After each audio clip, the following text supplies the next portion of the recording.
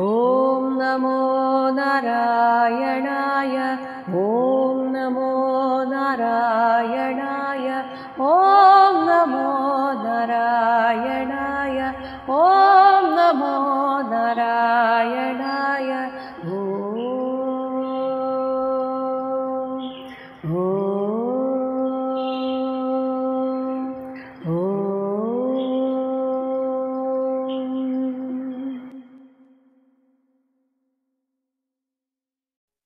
ശ്രീമദ് മഹാഭാഗവതം പഞ്ചമസ്കന്ധം പഞ്ചമോധ്യായഃ. അഞ്ചാമത്തെ അധ്യായം. ഋഷഭദേവന്റെ ജ്ഞാനോപദേശം. ഋഷഭദേവൻ തൻ്റെ പുത്രന്മാർക്കെന്നതുപോലെ ഈ ലോകത്തിന് തന്നെ മോക്ഷധർമ്മത്തെ ഉപദേശിച്ച് പിന്നീട് സ്വയം പരമഹംസചര്യ സ്വീകരിച്ചതിനെക്കുറിച്ചാണ് ഈ അധ്യായത്തിൽ പറയുന്നത്. ഋഷഭ ഉവാച. ഒന്നാമത്തെ ശ്ലോകം. ന അയം ദേഹോ ദേഹഭാജാ നൃലോകേ കഷ്ടാൻ കാമാൻ അർഹത്തെ വിഡ്ഭുജാം യേ തപോ ദിവ്യം പുത്രകാഹ യേന സത്വം ശുദ്ധ്യേത യസ്മാത് ബ്രഹ്മസൗഖ്യം തു അനന്തം.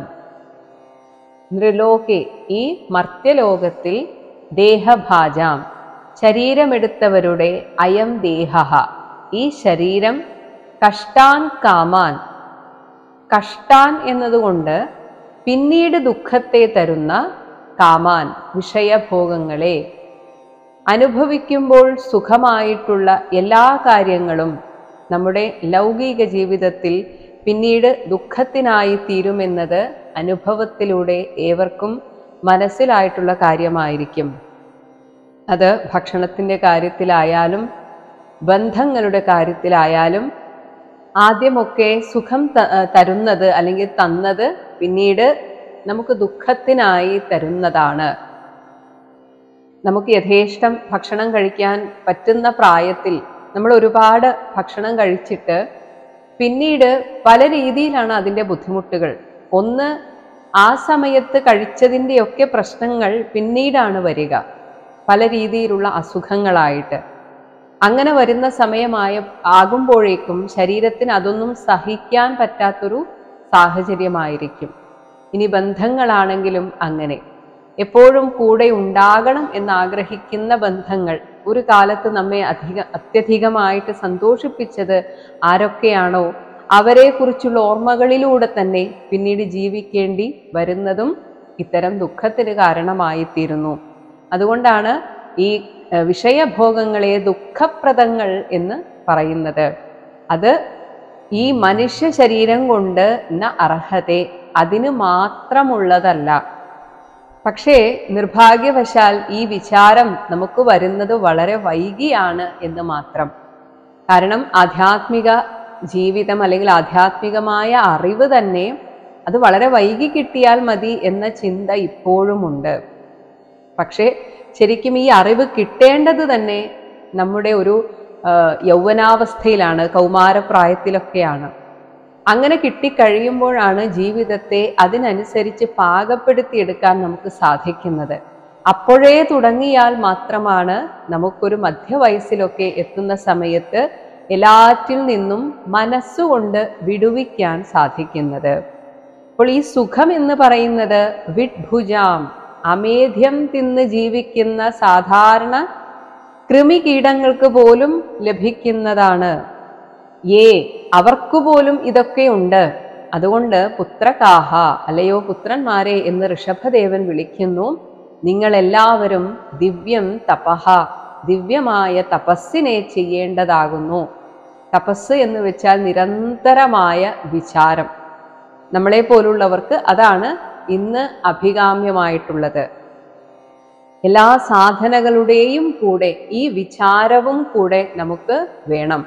അങ്ങനെ നിരന്തരമായ വിചാരം തന്നെയാണ് തപസ്.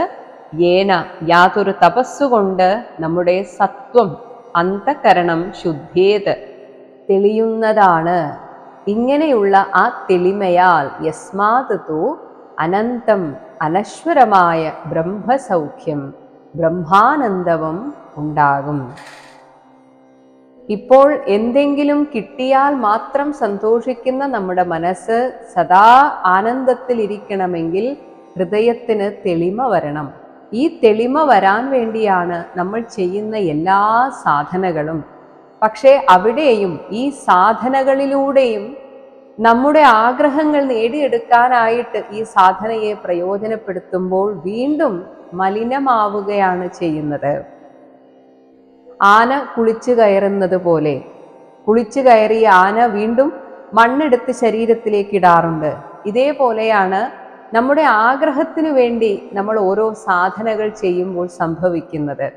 തൽക്കാലത്തേക്കൊന്ന് ശുദ്ധമാകും ആ സാധന ചെയ്യുന്ന സമയത്ത്. പക്ഷേ അത് ആഗ്രഹത്തിന് വേണ്ടിയാകുമ്പോൾ വീണ്ടും നമ്മുടെ മനസ്സ് മലിനമാകുന്നു. കാരണം ആ ആഗ്രഹങ്ങളുടെ പുറകെ പോകുന്നു. ആ ആഗ്രഹം ഇനി ഒരു പക്ഷേ നമ്മുടെ സാധന കൊണ്ടോ എന്തോ അല്ലെങ്കിൽ നമ്മുടെ പൂർവജന്മ സുഹൃതം കൊണ്ടോ അത് കിട്ടിക്കഴിഞ്ഞാൽ പിന്നെ അതിൻ്റെ പുറകെയാണ്. പിന്നീട് ഒരിക്കലും ആ സാധന തുടരുന്നില്ല. അതുകൊണ്ട് തന്നെ വീണ്ടും മലിനമാകുന്നതാണ്. അങ്ങനെ ചെയ്യരുത്. എല്ലാ സാധനകളും ഈശ്വരനെ ഉള്ളിൽ അനുഭവിക്കാനായിരിക്കണം. ഇനി മോക്ഷത്തിലേക്കുള്ള കവാടമാണ് സത്സംഗം എന്ന് വീണ്ടും പറയുകയാണ്. രണ്ടാമത്തെ ശ്ലോകം. മഹത് സേവാം ദ്വാരം ആഹുഹു വിമുക്തേഹേ തമോ ദ്വാരം യോഷിതാം സംഗിസംഗം മഹാന്തഃ തേ സമചിത്താഃ പ്രശാന്താഃ വിമന്യവഃ സുഹൃദഃ സാധവഃ യേ. മഹത് സേവാം, മഹാത്മാക്കളായ സജ്ജനങ്ങളെ സേവിക്കുക എന്നതിനെ വിമുക്തേഹേ ദ്വാരം, മോക്ഷത്തിൻ്റെ കവാടമായിട്ട് ആഹുഹു പറയുന്നു. ഇവിടെ ഉപദേശിക്കുന്നത് തൻ്റെ ആൺമക്കളോടായതുകൊണ്ട് പറയുകയാണ്. യോഷിതാം സംഗിസംഗം, സ്ത്രീകളുമായിട്ടുള്ള സമ്പർക്കം ഉള്ളവരോടുകൂടിയുള്ള ഇടപഴക്കം. സ്ത്രീകളോട് നേരിട്ടുള്ള സമ്പർക്കത്തെ പോലുമല്ല പറയുന്നത്, അങ്ങനെ സമ്പർക്കം ചെയ്യുന്നവരുമായുള്ള സമ്പർക്കം പോലും തമോദ്വാരം, നരകത്തിലേക്കുള്ള കവാടമായിട്ട് പറയുന്നു. അപ്പോൾ ഇത് കേൾക്കുമ്പോൾ സ്ത്രീകൾക്ക് അങ്ങനെ വിഷമം തോന്നേണ്ട ആവശ്യമില്ല. പറയുന്നത് പുരുഷന്മാരോടായതുകൊണ്ടാണ് അങ്ങനെ പറയുന്നത്. ഇതിപ്പോൾ സ്ത്രീകളുള്ള ഒരു സദസ്സിലാണെങ്കിൽ പറയുക പുരുഷന്മാരുമായിട്ടുള്ള സംഘം ചേർന്ന് നടക്കുന്നവരുമായിട്ട്. ഉദ്ദേശം ഇത്രയേ ഉള്ളൂ. തികച്ചും ലൗകികരായി ജീവിക്കുന്ന ആളുകളുമായിട്ടുള്ള സംഘം പോലും നരകത്തിലേക്കുള്ള കവാടമായിട്ട് പറയുന്നു. നരകം എന്നതുകൊണ്ട് ആധ്യാത്മിക കാര്യങ്ങളിൽ നിന്നൊക്കെ വിട്ടുനിന്ന് തികച്ചും ലൗകികമായി ജീവിക്കുമ്പോൾ ഈ ജീവിതം, ഈ ലോക ജീവിതം തന്നെ പിന്നീട് നരകമായി തീരും. അതുകൊണ്ടാണ് അതിനെ അങ്ങനെ പറയുന്നത്. കാരണം ഈ ലൗകിക ചിന്താഗതി ഉള്ളവർക്ക് അത്തരം കാര്യങ്ങൾ മാത്രമേ സംസാരിക്കാൻ ഉണ്ടാവുകയുള്ളൂ. നമ്മൾ വെറുതെ കേട്ടിരിക്കാം എന്ന് വിചാരിച്ചാലും അത് നമ്മുടെ മനസ്സിൽ ചലനം സൃഷ്ടിക്കും. നമ്മൾ പോലും അറിയാതെ ചലനം സൃഷ്ടിക്കും. അതുകൊണ്ടാണ് അത്തരത്തിലുള്ള സംഘം പോലും ഇങ്ങനെ തപസ് ചെയ്യാൻ നിശ്ചയിച്ചവർ ഒഴിവാക്കണം എന്ന് പറയുന്നത്. ഇത് ലൗകികർക്കുള്ള ഉപദേശമല്ല, മറിച്ച് ഈ ജീവിതത്തിൽ ശ്രേയസ്കരമായിട്ടുള്ള ആ ആധ്യാത്മിക സാധനയിലേക്ക് പോകണം എന്നാഗ്രഹിക്കുന്നവരോടുള്ള ഉപദേശമാണ്. ഇനി ആദ്യം പറഞ്ഞു മഹാത്മാക്കളെ സേവിക്കണം. ആരാണ് ഈ മഹാത്മാക്കൾ? ആരാണോ സമചിത്താഹ, സമഭാവനയുള്ളവരും, പ്രശാന്താഹ, മനസ്സടക്കമുള്ളവരും, വിമന്യവഹ, ആരോടും ദേഷ്യപ്പെടാത്തവരും. അതായത് അനാവശ്യമായിട്ട് ദേഷ്യപ്പെടാതിരിക്കുക, എടുത്തുചാട്ടം അങ്ങനെയുള്ള ദേഷ്യമൊന്നും ഇല്ലാത്തവർ, സുഹൃദഃ, എല്ലാവരെയും സുഹൃത്തുക്കളായി കാണുന്നവർ, സാധവഃ, സദാചാരമുള്ളവരും ആയിട്ടുള്ളത്, തേ മഹാന്തഃ, അവരാണ് യഥാർത്ഥ മഹാത്മാക്കൾ. അങ്ങനെയുള്ള മഹാത്മാക്കളുമായിട്ട് നിരന്തരം സംഘം വയ്ക്കുമ്പോൾ ചന്ദനം ചാരിയാൽ ചന്ദനം മണക്കും എന്നതുപോലെ അവരുടെ ഗുണങ്ങളൊക്കെ കുറേശ്ശെയായി നമ്മിലേക്കും അങ്ങനെ സംക്രമിക്കുന്നതാണ്. അല്ലെങ്കിൽ ഒരു പ്രചോദനമെങ്കിലും ആകും. കാരണം അവരിത്രയും ആനന്ദത്തോടെ ഇരിക്കുന്നുവല്ലോ, എനിക്കത് സാധിക്കണമെങ്കിൽ ഞാനും ഇങ്ങനെയൊക്കെ ആവണം എന്നൊരു ചിന്തയെങ്കിലും നമുക്ക് ഉണ്ടായിത്തീരും. അടുത്ത ശ്ലോകവും മഹാത്മാക്കളെ തിരിച്ചറിയാനുള്ള വഴി, അല്ലെങ്കിൽ ആരാണ് മഹാത്മാക്കൾ എന്ന് തന്നെയാണ് പറയുന്നത്. മൂന്നാമത്തെ ശ്ലോകം. യേ വാ മയി ഈശേ കൃത സൗഹൃദാർത്ഥാഃ ജനേഷു ദേഹം ഭരവാർത്തികേഷു ഗൃഹേഷു ജായാ ആത്മജ രാതി മത്സു ന പ്രീതിയുക്താഃ യാവദർത്ഥാഃ ച ലോകേ. മയി ഞാനാകുന്ന ഈശേ ഈശ്വരനിൽ കൃത സൗഹൃദാർത്ഥാഃ സൗഹൃദഭാവത്തോടു കൂടിയ ആളുകൾ, സജ്ജനങ്ങൾക്ക് ഈ ഞാനാണ് അഥവാ ഭഗവാനായിരിക്കുന്ന ആ പരമാത്മാവ് തന്നെയാണ് ഏറ്റവും അടുത്ത സുഹൃത്ത്. അങ്ങനെ ഒരു സുഹൃത്തായിട്ട് ഭഗവാനെ കണ്ടു കഴിഞ്ഞാൽ പിന്നെ ദേഹം ഭരവാർത്തികേഷു ഈ ശരീര സംബന്ധമായ വിഷയങ്ങളെ പറ്റി മാത്രം ചർച്ച ചെയ്യുന്ന ജനേഷു ജനങ്ങളിലും ജായ ആത്മജ രാതിമത്സു ഇനിയിപ്പോൾ ഭാര്യ മക്കൾ ബന്ധുമിത്രാദികൾ ഇവരൊക്കെ ഉണ്ടെങ്കിൽ പോലും അവരടങ്ങിയ ഗൃഹേഷു ഗൃഹങ്ങളിലും ന പ്രീതിയുക്താഹ അവരോടൊന്നും ആസക്തിയില്ലാതെ, എന്നാൽ ഒരു പക്ഷേ ഗൃഹസ്ഥാശ്രമം സ്വീകരിക്കേണ്ട സാഹചര്യം വന്നതുകൊണ്ട് മാത്രം ഗൃഹത്തിലിരിക്കുകയും അവർക്ക് വേണ്ടത് ചെയ്തു കൊടുക്കും. എപ്പോഴും പറയുന്നത് പോലെ ഒരു നാടകത്തിലെ അഭിനയം കാഴ്ചവെക്കുന്ന നടനെ പോലെ ആരോടും ആസക്തിയില്ലാതെ അവർക്ക് വേണ്ടതൊക്കെ ചെയ്തു കൊടുക്കും, നിസ്വാർത്ഥമായിട്ട് അവരെ സ്നേഹിക്കുകയും ചെയ്യും. എന്നാൽ അവരാണ് എൻ്റെ ലോകം എന്നൊരിക്കലും ചിന്തിക്കുകയില്ല. അതാണ് ന പ്രീതിയുക്താഹ. അവര് താല്പര്യമില്ലാതെ ലോകെ ഈ ലോകത്ത് ജീവിക്കാൻ യാവദർത്ഥാഹ എത്രമാത്രം സമ്പാദ്യം അല്ലെങ്കിൽ എന്തൊക്കെ സൗകര്യങ്ങൾ വേണമോ അത് മാത്രം സ്വീകരിക്കുക. അത് കിട്ടിക്കഴിഞ്ഞാൽ പിന്നെ അവിടെ വെച്ച് നിർത്തും. അല്ലാതെ ഇത്രയുമായി ഇനിയും വേണം എന്ന അർത്ഥത്തിൽ ഒരിക്കലും ചിന്തിക്കുകയില്ല. അങ്ങനെ ഏവാ ആരൊക്കെയുണ്ടോ അവരെല്ലാം മഹാത്മാക്കളാണ്. അതായത് ഗൃഹസ്ഥാശ്രമികളാണ് എന്ന് വിചാരിച്ച് അവർ സജ്ജനങ്ങളല്ല എന്ന് വിചാരിക്കരുത്. അവരുടെ മനസ്സാണ് ഭഗവാനുമായി ബന്ധിച്ചിരിക്കുന്നത്. അത് മറ്റുള്ളവർക്ക് കാണാൻ സാധിക്കണമെന്നില്ല. പക്ഷേ അത്തരത്തിലുള്ള ആളുകളുടെ സമ്പർക്കം നമുക്ക് ആനന്ദത്തെ തരുന്നതാണ്. അങ്ങനെ നമ്മൾ മനസ്സിലാക്കണം, അവർ മഹാത്മാക്കളാണ്. അതുകൊണ്ട് സന്യാസാശ്രമത്തിൽ ഇരിക്കുന്നവർ മാത്രമാണ് സജ്ജനങ്ങൾ എന്ന് വിചാരിക്കരുത് എന്നർത്ഥം. ഈ മനുഷ്യദേഹം തുച്ഛഭോഗങ്ങൾക്കുള്ളതല്ല എന്ന് പറഞ്ഞതിനെ ഒന്നുകൂടെ വിശദീകരിക്കുകയാണ്. നാലാമത്തെ ശ്ലോകം. നൂനം പ്രമത്തഃ കുരുതേ വികർമ്മ യത് ഇന്ദ്രിയപ്രീതയേ ആപ്രണോതി ന സാധുമന്യേ യത ആത്മനഃ അയം അസൻ അപി ക്ലേശത ആസ ദേഹഃ. യത് എപ്പോഴാണോ ഇന്ദ്രിയപ്രീതയെ നമ്മൾ ഇന്ദ്രിയങ്ങളുടെ സംതൃപ്തിക്കു വേണ്ടി ആപ്രണോതി ഉദ്യമിക്കുന്നത്, അപ്പോൾ പ്രമത്തഃ അന്നേരം ഈ ഇന്ദ്രിയ സുഖം എന്ന ലക്ഷ്യം മാത്രമേ ഉള്ളൂ.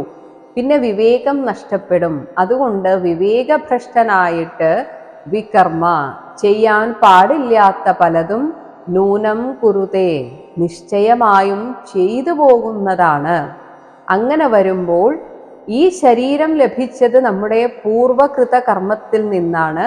അങ്ങനെ യതഃ ആ പൂർവകൃത കർമ്മത്തിൽ നിന്ന് അസന്നപി മിഥ്യയാണ് എങ്കിൽ പോലും ഒരു ശരീരമുണ്ട്. ഇങ്ങനെ ആത്മനഃ തനിക്ക് ക്ലേശദഃ ക്ലേശാവഹമായി തീർന്നിരിക്കുന്ന അയം ദേഹഃ ഈ ശരീരം ആസ സംഭവിച്ചിരിക്കുന്നത് ആ കർമ്മത്തിൻ്റെ തന്നെ പുനരാവിഷ്കരണം സാധു ന മന്യേ അത് വീണ്ടും ഉണ്ടാവുക എന്നത് നല്ലതായിട്ട് ഞാൻ കരുതുന്നില്ല. കാരണം പലർക്കും ഈ കഷ്ടവും ഇതൊക്കെ അനുഭവിക്കുന്ന സമയത്ത് ഇനിയിപ്പോൾ നമ്മുടെ കഷ്ടം തന്നെ ആവണമെന്നില്ല, മറ്റുള്ളവരുടെ കഷ്ടം കാണുമ്പോഴും നമുക്ക് സങ്കടം വരാറുണ്ട്. എത്രയായിട്ടും അതൊന്നും തീരുന്നില്ലല്ലോ എന്ന്. അതേസമയം നമുക്കൊക്കെ ഇങ്ങനെ നോക്കി നിൽക്കാനേ പറ്റുള്ളൂ. ചില ആളുകളുടെ ജീവിതം ആ ദുഃഖവും ദുരിതവും ഒക്കെ നോക്കി നിൽക്കാനേ പറ്റുള്ളൂ. അപ്പോഴൊക്കെ നമ്മൾ വിചാരിക്കും, ഈ ഒരു ജന്മം അത് നമ്മുടേതാണെങ്കിൽ അങ്ങനെ അതൊന്ന് കഴിഞ്ഞു കിട്ടിയാൽ മതിയായിരുന്നു, അതോടുകൂടെ എല്ലാം ഇല്ലാതാകുമല്ലോ എന്ന്.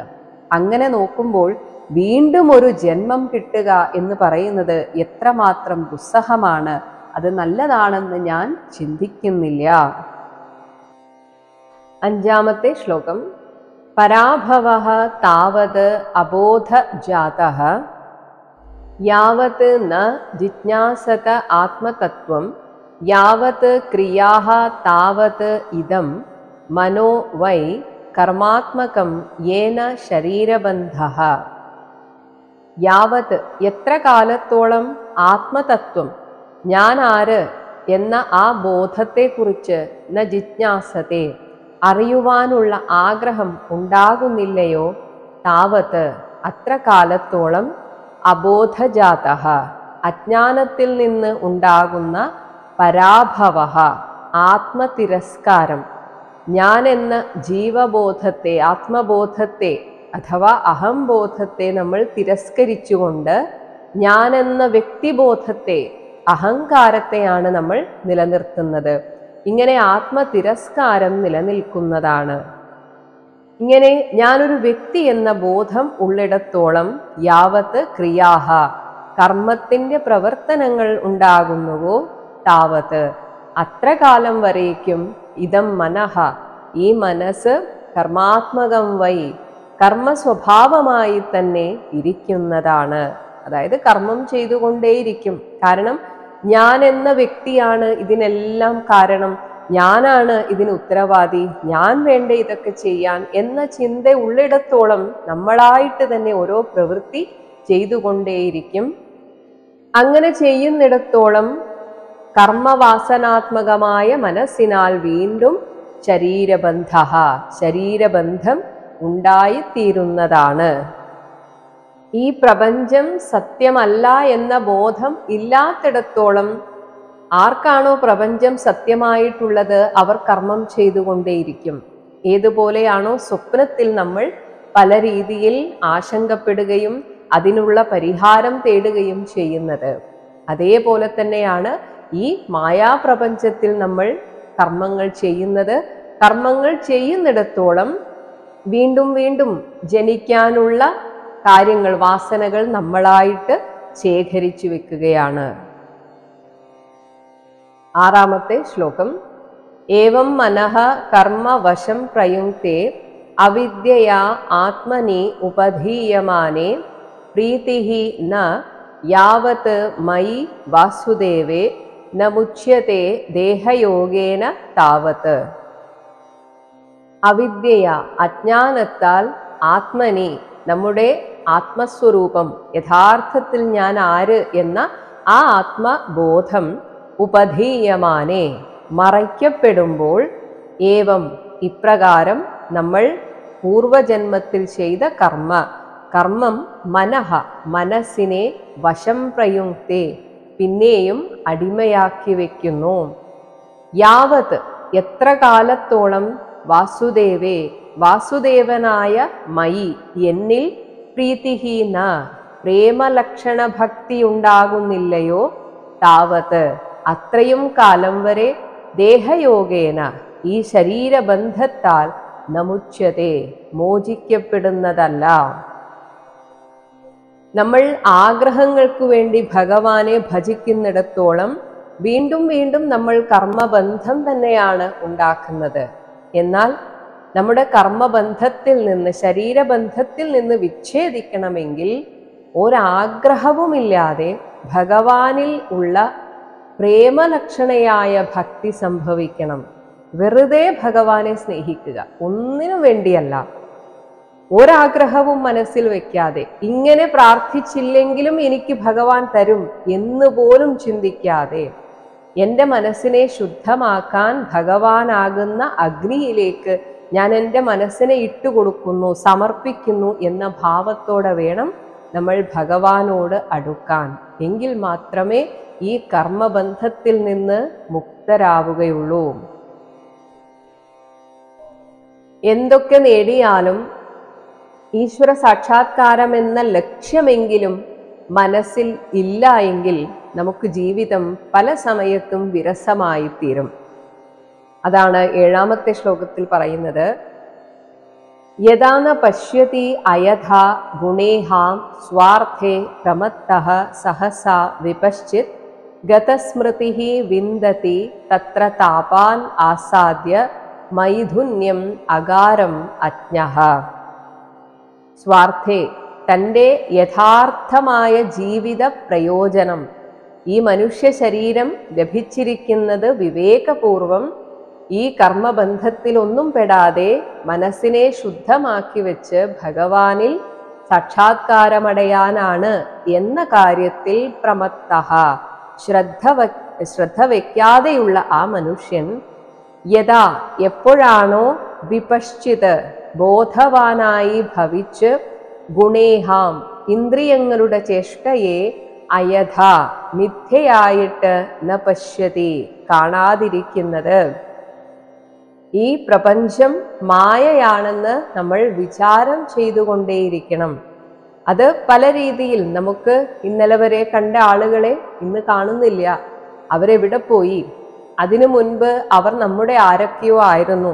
ചില ആളുകളെ കുറിച്ച് നമുക്ക് ചിന്തിക്കുമ്പോൾ അയ്യോ, ഈ ആളില്ലെങ്കിൽ എനിക്ക് ജീവിക്കാൻ സാധിക്കില്ല എന്നൊക്കെ തോന്നും. പക്ഷെ എന്നിട്ടും എല്ലാവരും ഇവിടെ ജീവിക്കുന്നുണ്ട്. അതിനർത്ഥം അവർ ഇല്ലെങ്കിലും നമ്മൾ ജീവിക്കും. കാരണം അവരല്ല നമ്മുടെ ജീവിത ലക്ഷ്യം. പക്ഷെ നമ്മൾ അതാണ് എന്ന് മനസ്സിൽ അങ്ങനെ ശാഠ്യം പിടിച്ചു വെക്കുന്നത് കൊണ്ടാണ് നമ്മൾ വെറുതെ ദുഃഖിക്കുന്നത്. അവർ കുറച്ചു നാളത്തേക്ക് നമ്മുടെ ജീവിതയാത്രയിൽ കൂട്ടുവന്നവർ മാത്രമാണ്. ഇങ്ങനെ പല കാര്യങ്ങളും നമ്മൾ വളർത്തി വലുതാക്കുന്ന മക്കളൊക്കെ ഒരു കാലം എത്തുമ്പോൾ അവരുടേതായ ലോകത്തിലേക്ക് പോകുന്നു. ഇങ്ങനെ പലതും മനസ്സിൽ ചിന്തിച്ച് സ്വയമേവ ഈ ലോകത്തിൻ്റെ ആ യാഥാർത്ഥ്യമില്ലായ്മയെ മനസ്സിൽ അതിങ്ങനെ ചിന്തിച്ചുറപ്പിക്കണം. അങ്ങനെ കാണാത്തിടത്തോളം തത്ര സഹസ, നമ്മുടെ ഉള്ളിൽ ഗതസ്മൃതിഹി, ഞാൻ ആര് എന്ന ബോധം ഇല്ലാതെയായിട്ട് അജ്ഞഃ, മൂഢനായി തീർന്ന് മൈഥുന്യം, ഈ ഗൃഹവിഷയങ്ങളിൽ നമ്മൾ അകാരം, അതിൽ തന്നെ അങ്ങനെ ഗൃഹത്തെ തന്നെ ഇത്തരം വിഷയങ്ങളിൽ മാത്രം ശക്തരായി ഗാർഹിക ജീവിതത്തെ ആസാദ്യ, പ്രാപിച്ച് എന്നാൽ അവിടെ നിന്ന് ഒരിക്കലും സ്ഥിരമായ സന്തോഷം ലഭിക്കുകയില്ല. മറിച്ച് പല വിധത്തിലുള്ള താപാൻ വിന്ദതി, ക്ലേശങ്ങളെ അനുഭവിക്കുകയും ചെയ്യും. 8ാമത്തെ ശ്ലോകം. പുംസഃ സ്ത്രീയാ മിഥുനീഭാവം ഏതം തയോഹോ മിഥഃ ഹൃദയഗ്രന്ഥിം ആഹുഃ അതോ ഗൃഹക്ഷേത്ര സുത ആപ്ത വിത്തൈഃ ജനസ്യ മോഹഃ അയം അഹം മമ ഇതി. പരസ്പരം സ്നേഹിക്കുന്ന പുംസഃ സ്ത്രീയാഹ, പുരുഷന്റെയും സ്ത്രീയുടെയും ഏതം മിഥുനീഭാവം, ഞങ്ങൾ രണ്ടുപേരും ഒന്നാണ് എന്ന ആ ഭാവം യഥാർത്ഥത്തിൽ തയോഹോ, അവർക്കിരുവർക്കും മിഥഃ, തമ്മിലുള്ള ഹൃദയഗ്രന്ഥിം, ഹൃദയഗ്രന്ഥിയാണ് അവിടെ കൂട്ടിയിണക്കപ്പെടുന്നത് എന്ന് മഹാത്മാക്കൾ ആഹുഹു പറയുന്നു. അതഹ, ഇങ്ങനെ കൂട്ടിയിണക്കപ്പെടുന്നതിൽ നിന്നാണ് ആളുകൾക്ക് കൂടുതലായിട്ട് ഈ ജീവിതം നല്ല രീതിയിൽ പുഷ്ടിപ്പെടുത്തണം എന്ന ആഗ്രഹം വരുന്നത്. അങ്ങനെയാണ് ഗൃഹം, നമുക്കായിട്ടൊരു വീട് വേണം, ക്ഷേത്രം. ഇത് അന്നത്തെ കാലത്ത് കൂടുതലും ആളുകൾ ക്ഷേത്രം എന്നാൽ വയൽ പണി, കൃഷിപ്പണിയൊക്കെയാണ് ചെയ്തുകൊണ്ടിരുന്നത്. അതുകൊണ്ട് കൃഷിനിലം, സുതം മക്കൾ, ആപ്തം ബന്ധുമിത്രാദികൾ, വിത്തം സമ്പത്ത്, ഇവയെ നിമിത്തീകരിച്ച് ഇവ വേണം, എങ്കിൽ മാത്രമേ എനിക്ക് സന്തോഷമായിട്ട് ജീവിക്കാൻ പറ്റുള്ളൂ എന്ന ആ കാരണത്താൽ അഹം മമ, ഞാൻ സുഖമായിട്ടിരിക്കണം, മമ എൻ്റെ ആളുകൾ സുഖമായിട്ടിരിക്കണം, ഇതി ഇങ്ങനെയുള്ള അയം മോഹഃ, വ്യാമോഹം വന്നു ചേരുന്നു. ഇവരൊക്കെ ഉള്ള ജീവിതം സുഖകരമല്ലേ എന്ന് ചോദിച്ചാൽ അതൊരു വ്യാമോഹമാണെന്നാണ് പറഞ്ഞു വെക്കുന്നത്. അതുകൊണ്ട് തന്നെയാണ് പിന്നീട് ഇവരൊക്കെ പല വഴിക്ക് പോയി കഴിഞ്ഞാൽ നമ്മൾ ഒറ്റപ്പെടുന്നു. ആ ഒറ്റപ്പെടൽ നമ്മെ വല്ലാത്ത ഒരു മാനസികാവസ്ഥയിലേക്ക് തള്ളിവിടും. പ്രത്യേകിച്ച് കൂട്ടുകുടുംബം ഇല്ലാതായതോടെ പല വീടുകളിലും ഒന്നുകിൽ അച്ഛൻ ഒറ്റയ്ക്കാണ്, അമ്മ ഒറ്റയ്ക്കാണ്, അവരെ നോക്കാൻ സഹായികൾ മാത്രമേ ഉള്ളൂ, മക്കൾക്ക് വന്ന് നിൽക്കാൻ പറ്റുന്നില്ല. ഇന്നത്തെ കാലത്ത് പെൺകുട്ടികൾക്കും ജോലിയുണ്ട്, അതുകൊണ്ട് അവരെയും ആശ്രയിക്കാൻ പറ്റാത്ത ഒരു അവസ്ഥയാണ്. ഒരു കാലഘട്ടം വരെ ആൺമക്കൾ വിവാഹം ചെയ്ത് അവരുടെ ഭാര്യമാർ വീട്ടിലുണ്ടാകും, അവർ നോക്കും എന്നൊക്കെയുള്ള പ്രതീക്ഷയുണ്ടായിരുന്നു. എന്നാൽ ഇപ്പോൾ സ്ത്രീകളും എല്ലാ രീതിയിലും ഏതെങ്കിലുമൊക്കെ ഒരു ജോലിയിൽ ഏർപ്പെട്ട് ജീവിതം മുന്നോട്ട് കൊണ്ടുപോകണം എന്ന ആഗ്രഹത്തിലാണ്. ഇങ്ങനെ ഏത് രീതിയിൽ നോക്കിയാലും ഒരു കാലത്ത് എല്ലാവരും കൂടെ ഉണ്ടായിരുന്നു, ഇവരൊക്കെ എനിക്ക് സന്തോഷം തരും എന്നത് ഒരു വ്യാമോഹം മാത്രമായിട്ട് തീരുന്നതാണ്. ഇതിനൊക്കെ കാരണം നമ്മുടെ ജീവിത ലക്ഷ്യത്തെ മറന്നു പോകുന്നതാണ്. നമ്മുടെ ജീവിത ലക്ഷ്യത്തെക്കുറിച്ച് വളരെ വ്യക്തമായ ബോധ്യം ഉണ്ടാകുമ്പോഴാണ് ഈ ഹൃദയഗ്രന്ഥിയെ നമ്മുടെ പങ്കാളിയിൽ നിന്ന്, ഇണയിൽ നിന്ന് വിടുവിക്കാൻ സാധിക്കുകയുള്ളൂ. എങ്കിൽ മാത്രമേ നമ്മുടെ ആധ്യാത്മിക യാത്ര മുന്നോട്ടു പോവുകയുള്ളൂ. അതാണ് 9ാമത്തെ ശ്ലോകം.